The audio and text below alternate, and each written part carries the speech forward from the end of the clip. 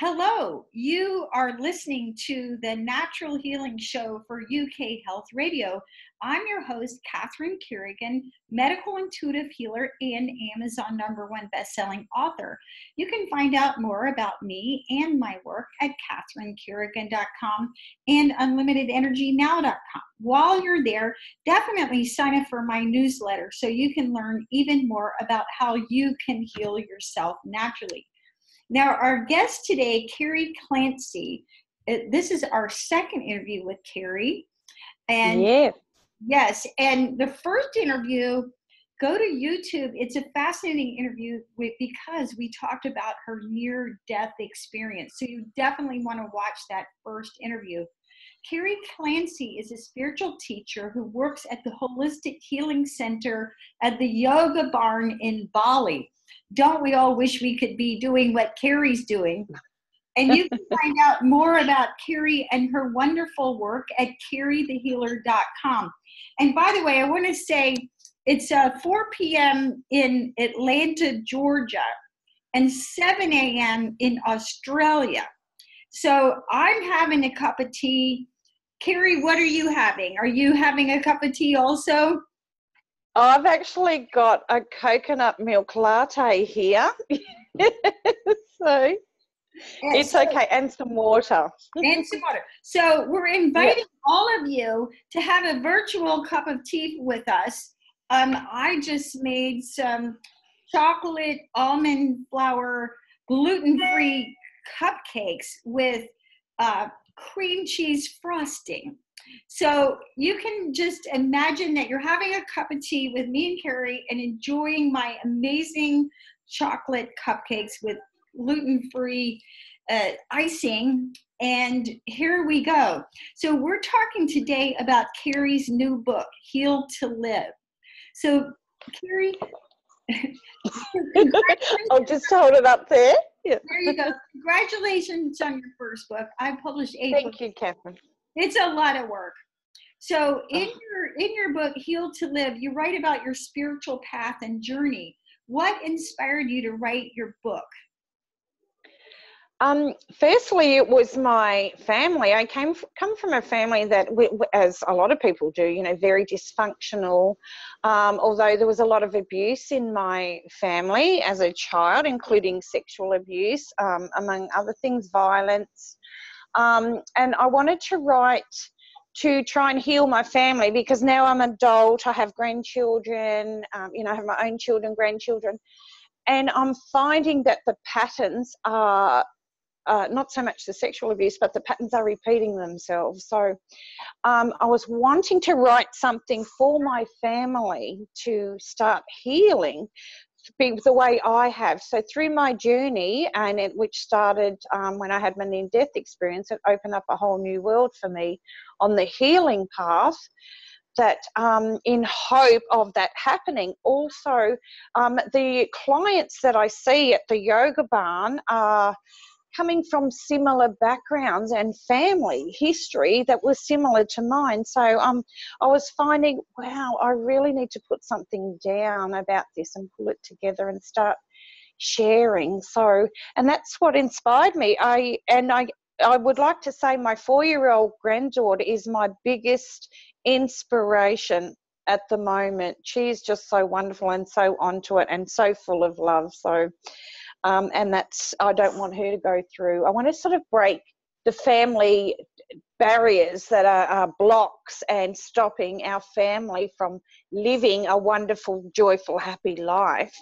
And it's through her happiness and joy as a young child that I draw from to help me to put the words down in what I need to write and share with others. So that also, in saying that also got me to work with people and their inner child, which was an amazing time and experience for me, taking people into the inner child and bringing that emotion that disconnects us from who we truly are and bringing them back into that place of love and joy. It's into the place of unconditional love, which is what we're all born with. We just disconnect from it through others, and their belief systems. So You know, I think the work that you're talking about is so important, because one of the things that we need to be aware of is that when we clear patterns in ourselves, we are indeed, of course, helping ourselves, but you're also literally doing generational healing. In my work as a medical intuitive healer, there's something called a genome, which is a genetic thought pattern. So sometimes if you look at families, so for example, there's a very close friend of mine, you would not believe how many people in his family have committed suicide. It's really astonishing. And then Carrie's talking about the pattern of sexual abuse in her family. So you have to realize that it is not selfish at all to do your own inner work. And really the only way you can begin to unwind these patterns in families is to start with yourself. Wouldn't you agree, Carrie? Oh, absolutely. The biggest shift for me through this whole spiritual path or journey, whatever you want to call it, was forgiving my father. And once I did that, that was when I had the breakthrough. There was so much emotion came out, because I started to think, and I write about this in the book, I started to think, how must have he suffered as a child to become that as an adult? Now, if he was born with so much unconditional love, as we all are, what must his life have been like as a small child to shift that out of him and become who he was as an adult? So when I did that little exercise and forgave him and hugged him, and I really wanted to be with him physically in that moment, but it was the biggest breakthrough for me, and I became this person then that was able to forgive anyone for whatever they did. And forgiveness is the key to open up your heart to happiness, to kindness, because the blocks, as you're talking about, and some people call it ancestral, it doesn't matter what you want to call it. There's so many buzzwords out there. I get really confused, but there's so many words, but they mean the same thing. So if we're hanging on to past, whether it's from us or our parents, our grandparents, and so on, we will carry that, and we will carry that in a way on a cellular level where it blocks our emotions. Now, if our good emotions are blocked, we live in the emotions that cause us pain and suffering. So the key is to be aware, have the knowledge of knowing when you're in your place of sadness or disconnection, or you're feeling lost or confused about things and life, there is something there that needs to come to the surface or shift. And we all have the power within us to do that. So a lot of us tend to, and I was one myself that did this, I put my power over to someone else, looking for something to fulfill me, and thinking that that person or that thing or that country, whatever, would make me happy and fulfill me. But over time I've learned that's not what it is. It's going in deep and finding who you are. And when we find our inner child and that person that has the unconditional love, we become full again. We know who we are. It's like a homecoming of finding ourselves, and it's like that little inner child going, yippee, thank you, you found me, I've been waiting for this moment. It's such a beautiful thing, that feeling, and we reconnect to who we truly are. Now, you talk about forgiveness, and, you know, it's easy to forgive people who, you know, maybe they just ran a red light in front of us. It's like, and we don't know them, and it's a stranger. And as a medical intuitive healer, I agree with you. I feel that forgiveness is essential. I feel that the underlying issue behind most cancer is lack of forgiveness. And right? Right, absolutely. And forgiveness blocks our heart. And when your heart is blocked from lack of forgiveness, that keeps you from experiencing the joy that's available to you every day, all the time, no matter what. So I like Ho'oponopono, which is a simple mantra. Oh, yeah. So beautiful. But so, Carrie, can you share with our audience how do you teach people to forgive? Because a lot of us, you know, we read the spiritual text, we know we should forgive, but how do we really go about that? How do we let Oh, this is an amazing question, Catherine. I love talking about this, how we forgive, because if we think about, we are, or everything is energy. So we talk about energy frequency, which is who we are. Inside us, our cells vibrate, and we can only see that, I guess, if we're looking on the scientific side. However, the planets and the universe vibrates at the same level. So there's something within us that is vibrational, that is our connection to the universe. So with that vibration, we can vibrate on a high scale or we can vibrate on a lower scale. So the word forgiveness is a vibration of a higher scale. To give you an example, peace vibrates at around 600 on a measured scale. This is scientific, so I got a lot of my research from Dr. David Hawkins. You can get all this, you can just Google it if anybody wants to, if the listeners want more information, or it's in my book as well. I do the scale. Now, if we're looking at anger, anger is a vibration of around 20. So that gives you a range. So people, if we're looking at people, ascended masters, or those who have crossed over before us that were here to deliver peace on this earth, such as Buddha or Jesus or you know, Shiva, Shakti, ascended masters, anybody that was here before us to try and maintain peace, Mother Teresa perhaps, they all vibrated at around 700 to 1,000 because they were constantly putting themselves in a place of love. So their vibration is lifted. And when you're in a place of love and peace and harmony, and that's why forgiveness is so important, because it blocks you from reaching those high states, frequencies. You're unable, if your heart chakra is blocked, you are unable to reach that. And if you can't reach that, you can't receive the from the ascended masters or those that have been here before us, including loved ones or spirit guides that are here to guide us. They cannot get through. So an example would be if a loved one had crossed over and initially I have some clients that say, yes, I can feel them, but I don't feel them anymore. And I say, well, you've blocked something. And when we do some work together, anger comes out and resentment. And when that's lifted, they're able to rechannel that loved one that's crossed over because they're in a place of love. They've lifted that low frequency of resentment and anger from that loved one that's crossed over. And then it becomes an easy process. It works very, very well with grief, this frequency and forgiveness.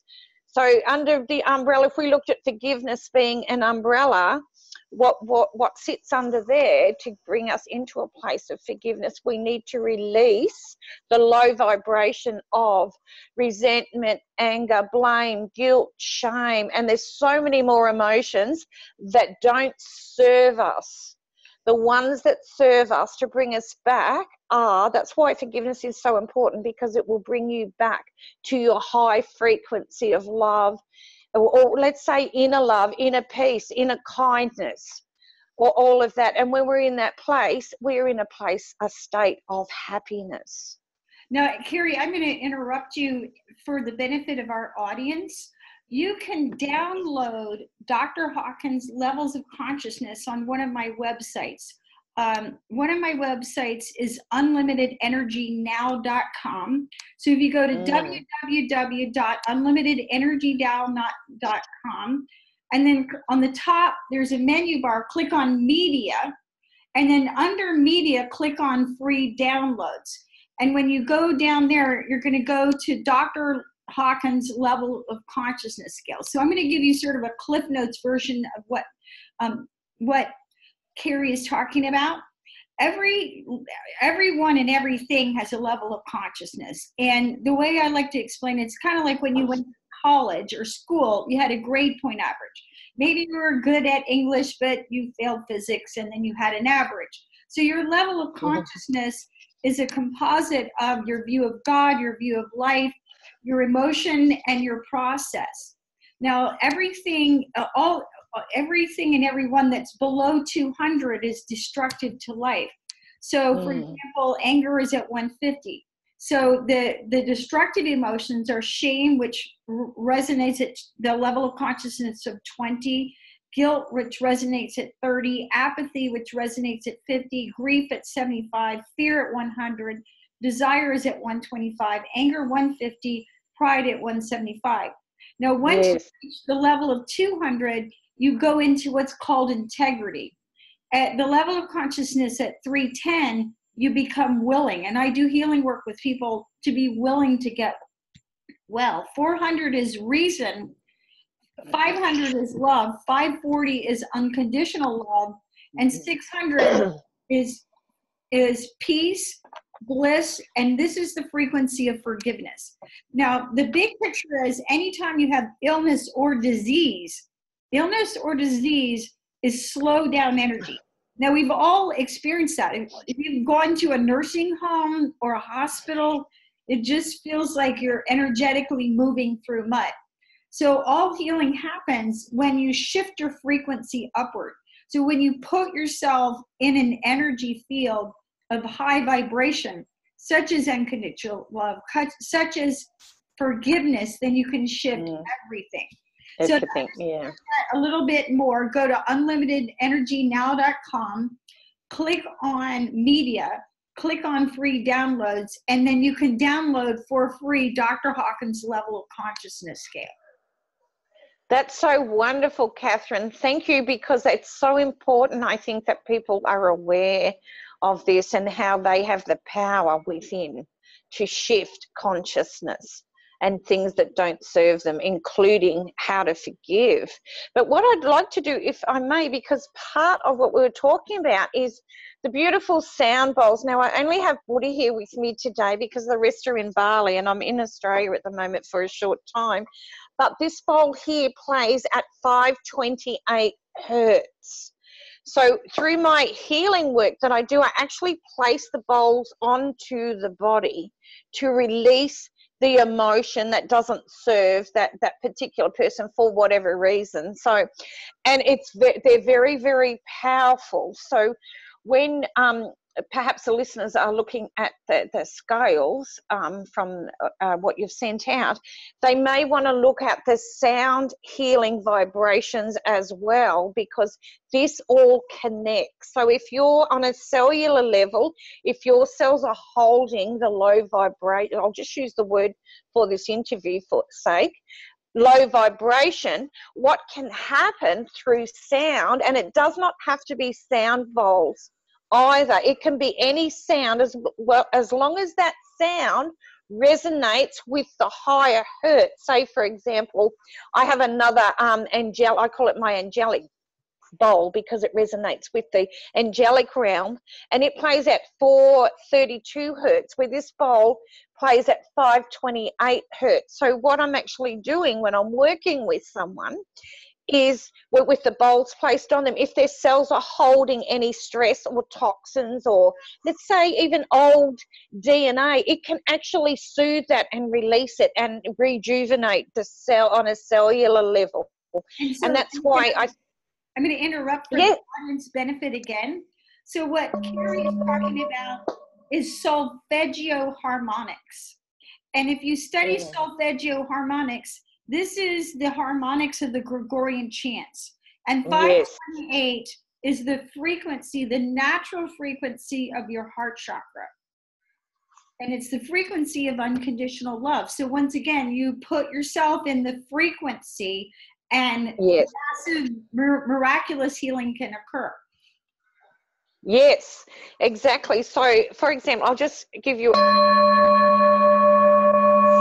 So what that's doing, if I was in a session doing my meditation with a group, I'd be playing my bowls, they'd be lying down, and they would be feeling that frequency and resonating with their heart chakra. So with the heart chakra, once that is released, the other chakras seem to follow, and we align because we are love and light. The other stuff is what comes in the physical, but in the non-physical, we are light, and we are both. We are physical and non-physical, but I believe the key is to, once we learn about the non-physical side of us, that's when we gain the power of being able to release anything that doesn't serve us, because we have an understanding that we are also in the physical body is where we feel the pain. When we're in the non-physical, that's when we feel the love, the inner love. So it's about the balance of the two to bring us back to who we truly are. Now, I don't want to be misquoted here by what I say, but what I'm really meaning is we are physical and we live in a physical world, but we also have, there's something deep inside us that's very, very beautiful that we can access at any time if we allow ourselves. This is why I believe meditation is very, very important. So I say meditation, not medication, and nothing against medication, because there is a need for it out there, but I believe that meditation should always be tested first for that person to see if they can get themselves back into their own power and reconnect back to who they truly are. So meditation is the key with, there's many, many things, I believe. So I sort of work with, when I work with people, I say the word tool to me was very, very masculine. So I wanted to think about how can I change that word into a more feminine, because we are in the feminine. So we are both. We are masculine and feminine, but we're in the feminine energy. We're shifting. We're in a new paradigm, a new way of being. But part of that was changing words and the way we communicate to self and others. So when I came across this word tool, it was actually written about me by someone else, but they used the word and Kerry's tools, and I thought, I'd like to change that wording. So I meditated and I thought about, well, what's a good word I could use? So I came up with golden gems, and those golden gems are placed in your spiritual treasure chest. Now, your spiritual treasure chest can be whatever you want it to be. It could be, I just have a little bag here, it might be a little bag where you place things that give you joy and bring you into a state of happiness, whether that be written on a post-it note. It might be a little rock that you found down at the ocean early one morning with the sun glistening down, and it just gave you this feeling of love. It's all the things that give you joy. It might be walking in nature. It might be sitting down with a particular friend or people, a family member that uplifts you and makes you feel good about yourself. So it might be a book. It can be many, many things. It might be something on YouTube. It might be listening to Catherine and one of her YouTube. Yeah. So it can be, it's anything that brings you into that state of joy in that moment will shift you out of what you're in and back into who you truly are. So I guess that's the point I wanted to make. I get very excited when I start talking about this because I want the world to know, wow, we are amazing beings, and we have this power within us that we can draw on any time. And the key to that is meditation, because what meditation does, it actually softens and quietens the mind. Yoga is very important as well because it balances the mind to bring you into it helps you come into that state of calm.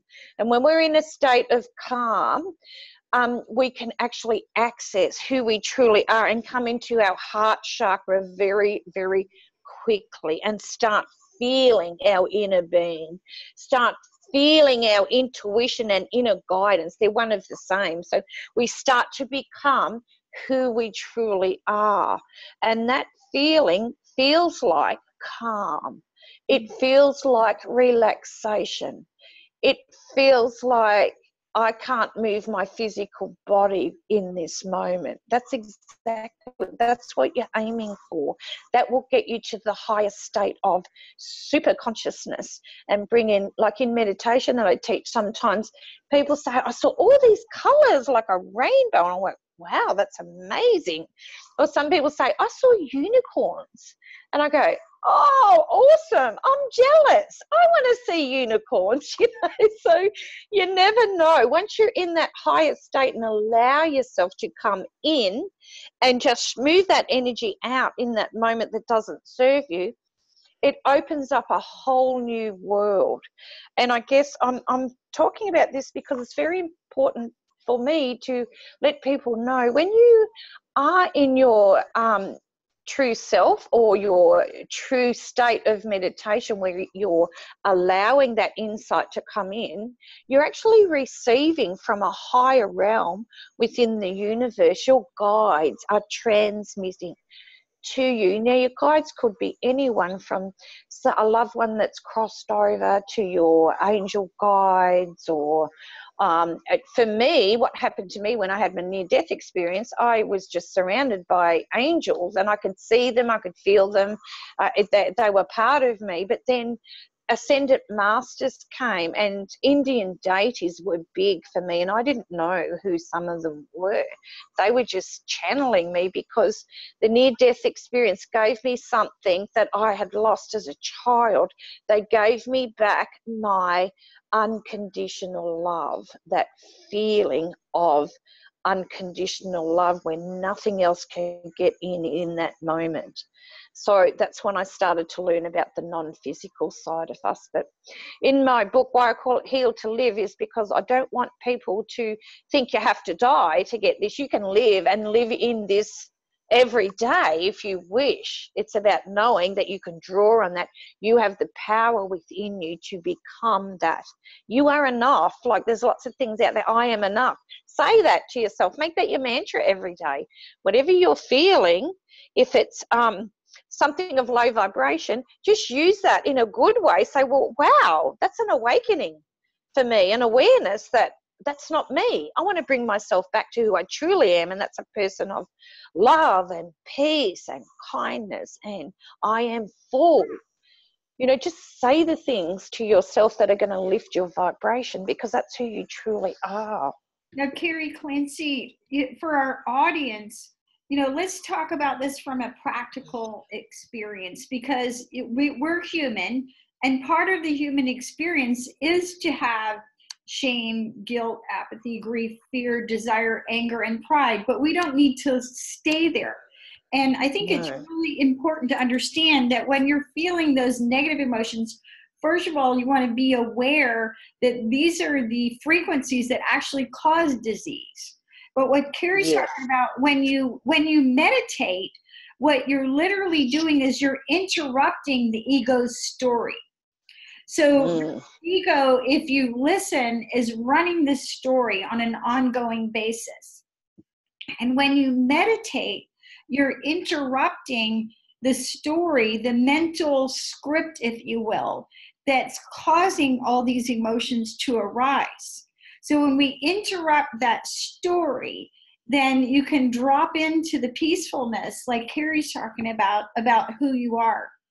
So Carrie, what's your advice for your clients about how best to interrupt the story that's making them sick?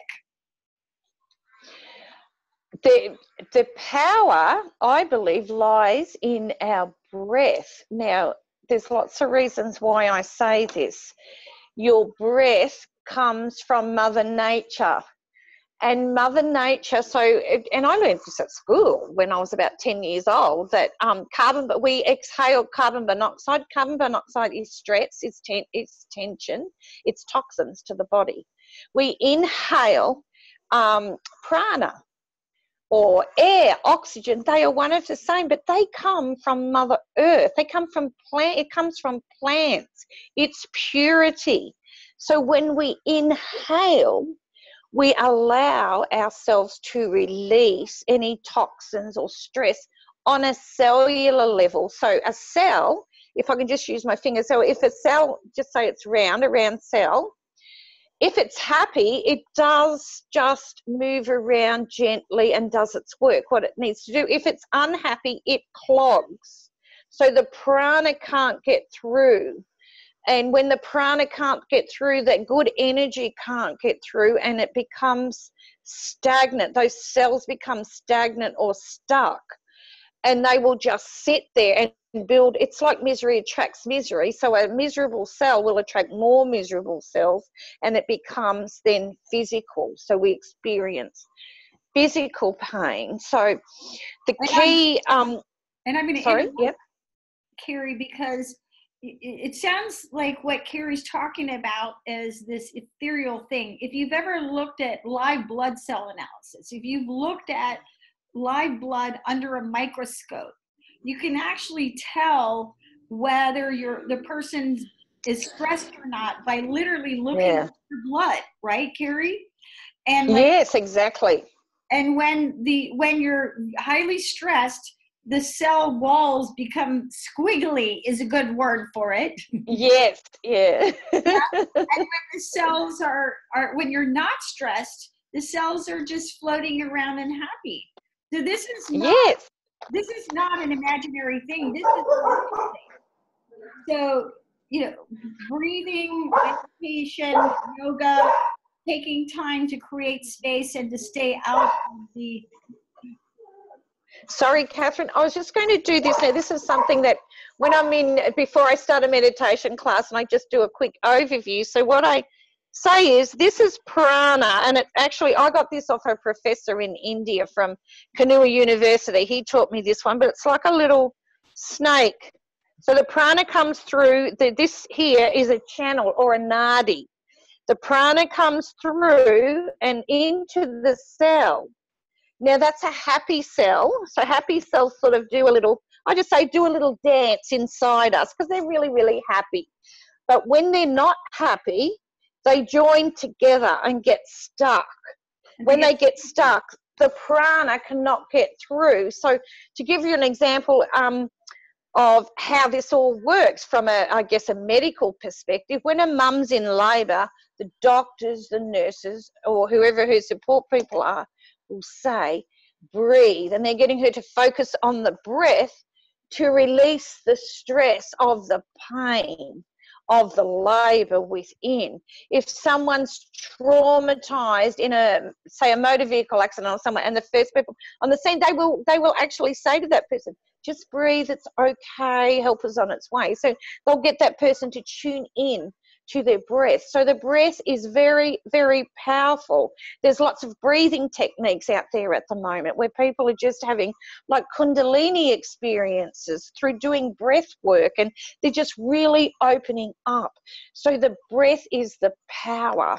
It holds so much power within us, and it's actually one of the elements of Ayurveda is air. So it's air, it's breath, it's prana, it's everything. It's part of healing, part of who we are. Now, prayer, meditation, yoga, Ayurveda, your book mentions all four, and you describe these as the key to a healthy life. What do you, in your view, Carrie, what is healing, and what does it mean to be healthy? Okay, I think happiness is the key, because if you're happy with what you're doing, whether it's what you eat, what your surroundings are, your environment, the people that you're with, if you're happy, you're going to be healthy, because everything inside you is going to be happy. Now, a body full of love, when it's full of love, there's the other low vibration cannot get in, like things like sadness and unhappiness. And it means that when you're happy, you are at ease. So when you're unhappy, that's when the disease starts. So you're no longer, your cells, the little picture that I just showed, the cells are no longer at ease and just doing their thing inside us. They're actually disconnecting you and causing disease within your body. Now, the reason why I mentioned, as I mentioned earlier, about meditation and yoga is because when we look at the mind, body, and spirit, to go into who we truly are, we need to balance the mind, which is where the yoga comes into it. The meditation calms the mind. So that's the meditation side. And the Ayurvedic side is treating the cells to prevent disease in the body. Now, Ayurveda comes from ancient Vedas. The Vedas were the masters who held, or monks, whatever you want to call them, it doesn't really matter. It's just the people that were here on the planet thousands of years ago that held the knowledge or of this yoga, meditation, what food we should put into our bodies, what plants and herbs we should use to prevent disease. So Ayurveda is about prevention. It also can help disease that's in the body to shift it out. But it's really when you study Ayurveda or learn about your doshas, so your 3 doshas are Pitta, Vata, Kapha, which one is your constitution. When you learn about that, you will learn Ayurveda is not just about food. It goes very deep, and it is about mind, body and spirituality. So I would never exclude Ayurveda for leading a healthy life, because it holds so much knowledge. Our chakra knowledge comes from Ayurveda, comes from the Vedas. Our food that we eat comes from the Vedas. Breath work comes from the Vedas. Meditation comes from the Vedas. All this is Ayurveda, the science, which means science of life. So I do talk about, with the blessings of doctors that I've studied with in India, which is amazing, but I have a couple of chapters on Ayurveda and my take on what I've learnt so far through my studies and my experiences with Ayurveda, and doing Panchakarma, which is I guess a part of healing when it comes to Ayurveda. So if you're feeling stressed in life, or just feeling like you need a break from your normal day-to-day life, I would recommend go and do a 2 to 3 week Panchakarma and have, be nourished and loved and nurtured, and release some of that stress from your body, because you'll certainly feel a lot better than when you before you started. And Carrie, I've done many Panchakarmas. Can you explain for our audience what is Panchakarma? Panchakarma is unique to the individual. So, for example, it's not one size fits all. So if I was to say, I'm really stressed and I don't understand why. I know I'm working really hard, but I don't know why I'm feeling this way. Everybody works hard. You might be, that's just one of the things. Have some body pain. Like, for example, I had body pain in my back and I wasn't sure why, because I hadn't had that for a long time, and all of a sudden it came back. So through the Panchakarma, the doctor was able to treat me for that back pain by putting herbal paste on my back, doing Abhyanga. So an Abhyanga massage is a 4-hand massage, which is done with herbal oils for my actual constitution. So keep in mind, this is for the individual. So they're treating my individual emotional, physical and spiritual side, because once you release, you come back into who you are. So to give you an example, so Panchakarma basically means the treatment for that, the one treatment for that person, and it can be over 2 weeks, 3 weeks. Some people do it 6 weeks, depending on, I guess, your lifestyle, your time, and where you're at. I think 2 to 3 weeks is enough in my experience, but I guess it's up to the person. But to give you an example of one of my Panchakarmas, I experienced severe back pain after the treatment. So I called on the doctor, and the doctor came and they made a herbal paste and put it on my back. The pain went, but I released all this emotion. And she was sitting with me, talking to me, and I said, "Oh my God, I've just had a vision of when I fell off a horse when I was 8 years old and landed on my back. And I winded myself and I thought I was dying because I couldn't move. But I remember having so much pain in my back." Now that trauma of when I was 8 years old was still in my body. It's not there now because it was released. Now, this happened 2 years ago. So I was holding that trauma on a cellular level in my body for all those years, and it was finally released 2 years ago. So it's pretty amazing how they do this. But Panchakarma, in my experience, should be done with love and nurturing in mind as well. So if you're not, because there's many centres around the world, not just India, because it's becoming very big now. Even where I live here on the Gold Coast in Australia, I've come back and there's like 2 centres which weren't here a couple of years ago, you know, so it's becoming, it's out there. Yeah, so you would make sure that the treatments also included your love and nurturing, because you want to release that emotion that's stuck, because it does not serve you, and the idea is to prevent the disease. So if you remove something that is of not at ease for your body, then there's space for the good stuff to come in. So, and that's basically what Panchakarma is. You know, you're releasing what doesn't, the disease or the pain, the physical pain in the body that's going to turn into some form of disease, and you're preventing it and manifesting something else, which could be something acute. So now, Carrie Clancy, how did you find your spiritual place, and how did you begin your healing process? You know, when I think I mentioned this in the first interview about when I was a child, I remember I used to see a lot of snakes, and I used to see people beside my bed and at the end of my bed. But because I wasn't in a family that understood that, I was told by a relative that they were ghosts, like they were coming to get me, like it was something bad. So I sort of dumbed it down for a long time. But it was when I had my near-death experience that it opened up a whole new world for me, and all that came back and more.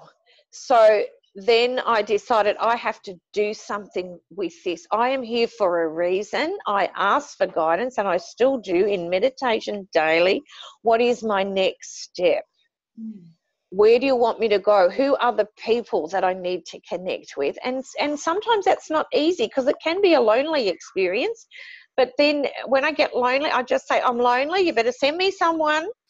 It's doing me any good. I need to either show up somewhere, or I need you to bring me the physical people or surround me with them, because I'm not feeling good. So it's about, and that's when I started my spiritual journey. I wanted to teach this to people and just show them that anybody can do what I do and receive. You don't have to have a near-death experience to have the experience. You just need to understand that you hold the power within. So that's when doors opened up for me, and I became a meditation teacher and healer at the world-renowned Yoga Barn. I was offered a position there, and I've just gone in leaps and bounds since then. It's amazing, and the people that I connect with. So I love what I do, and I'll just keep going until I'm no longer here and sharing this knowledge. So, and people like yourself, coming across people like yourself that do the work that you do, you know, I believe this is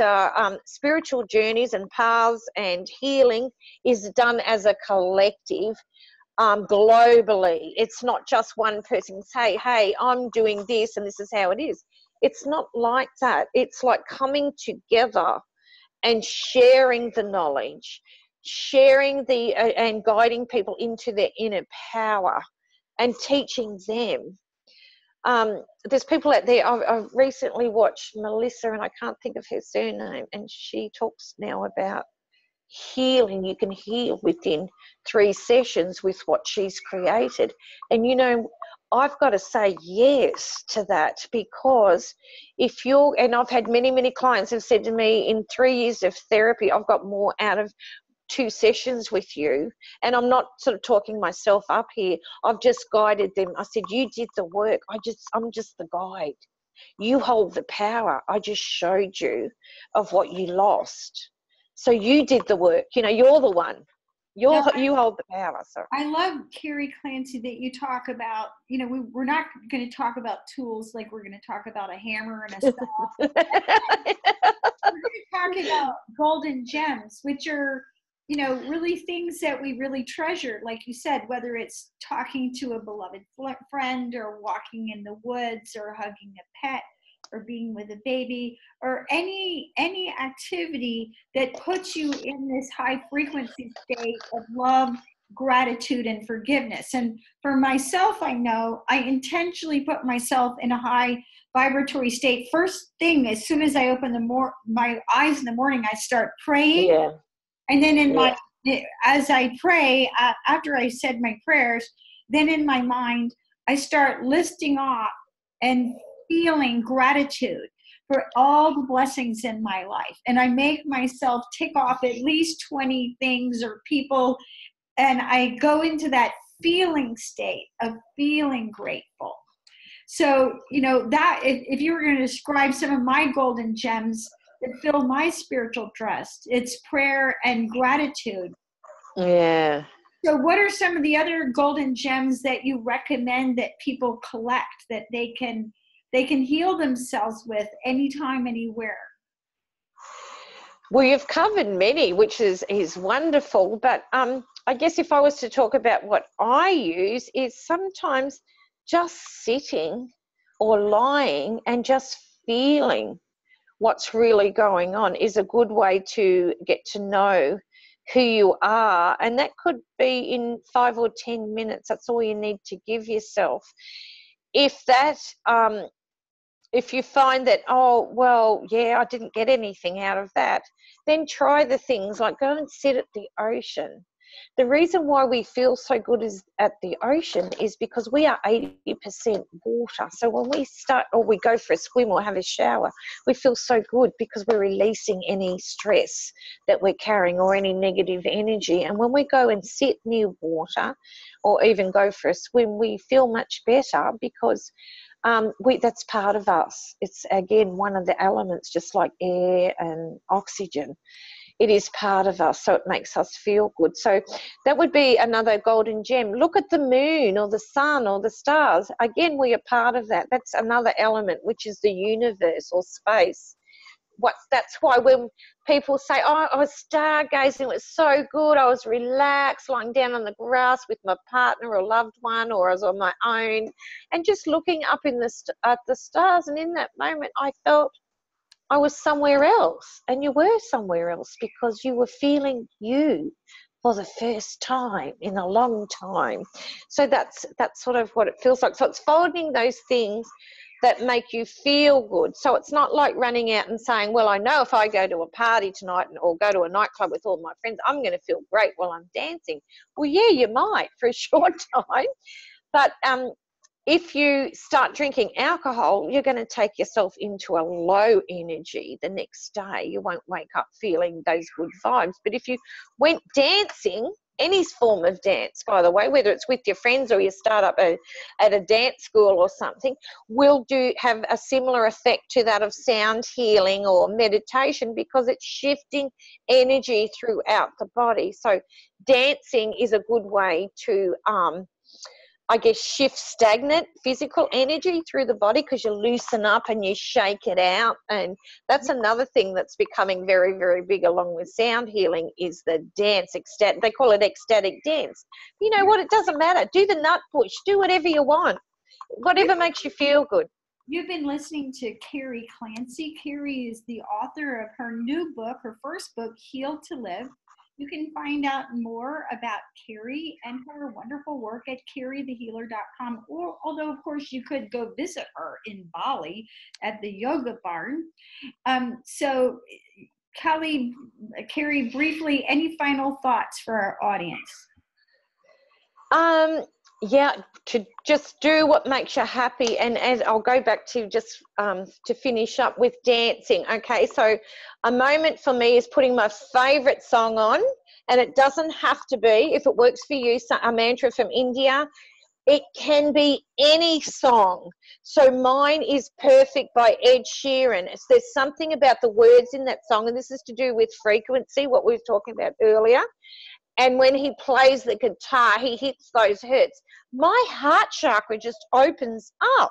So I just start dancing. And I can visualize myself dancing with Ed Sheeran. Why not? Yes. You've been listening Carrie Clancy. Find out about her wonderful work at carriethehealer.com.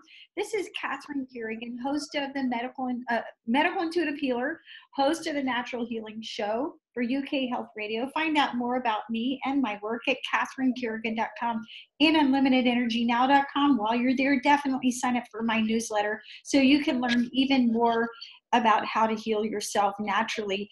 And as Carrie said, you don't have to have a near-death experience to change your life. You can learn how to change your frequency. And as you develop these inner skills, these are the golden gems that you can use to heal yourself naturally. Thanks so much for listening, and we'll see you next time.